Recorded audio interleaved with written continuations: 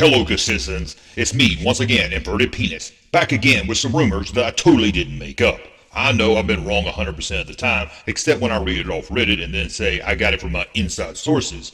And these stupid people that watch my videos believe me. But I'm back again with some news you have to take with a grain of salt, because I totally didn't make this one up. I got it from an inside source. It seems Indiana Jones is in big trouble. Disney has done 10 test screenings, all of them in unknown locations.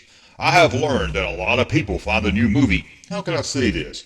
It's bad, awful, but Disney is trying to fix it. They have at least 10 different starts to the film, 23 middle parts of the film, and 43 different endings of the film, all they're shown at test screenings. Once the screen test is all done, they're going to re-edit the parts that the people like to try to save the movie. Good luck with that. And best of all, there's so many cuts that no matter what they do, I'll be able to say, I was right, that's the cut they went with. I figured that. So what do people not like about this movie? For one, it has a co-star female. For the first time, Indiana Jones needs the help of a woman. One thing we all love about the other Indiana Jones movies is there was no females in it. That's the same reason real men love Reservoir Dogs. There was no women in Reservoir Dogs. Well, okay, there was one woman in Reservoir Dogs, but she didn't talk and she got killed. Yay, diversity! Well, it seems now Indy in his older age needs help, and the only person that can help is a female. At the end, at least in 7 of the 43 cuts, the new female co-star takes Indy's hat and puts it on her head and starts to dance around the last 20 minutes of the movie, screaming how she don't need no man.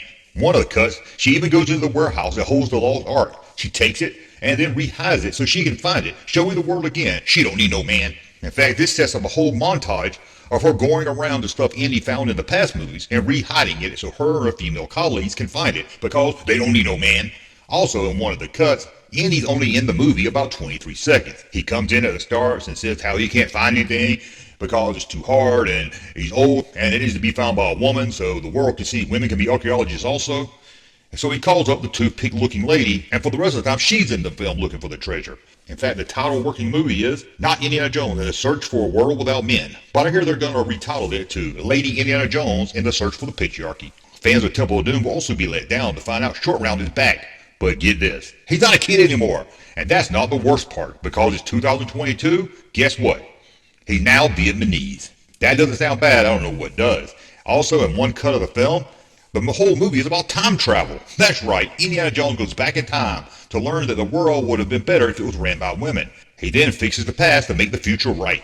What about the bad guy of the film?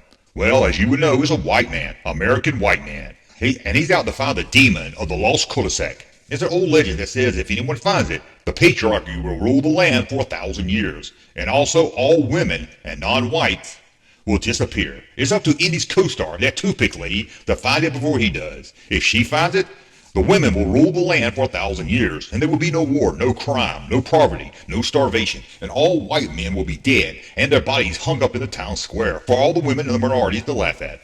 As you can see, this movie's gonna be awful. Unless they pick one of the good cuts, then I'm still gonna say it's bad. You know, people like me, Geek the Gamer Kid, that 3PO that's always drunk, that nerd guy with the beard, and the rest of them. You know, there's a handful of us that no matter if it's good or bad, we're gonna get on YouTube and scream that it was woke and god awful.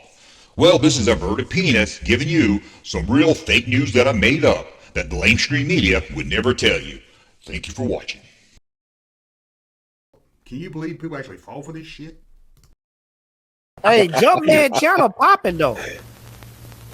Thank you, sir, for that unsolicited testimony.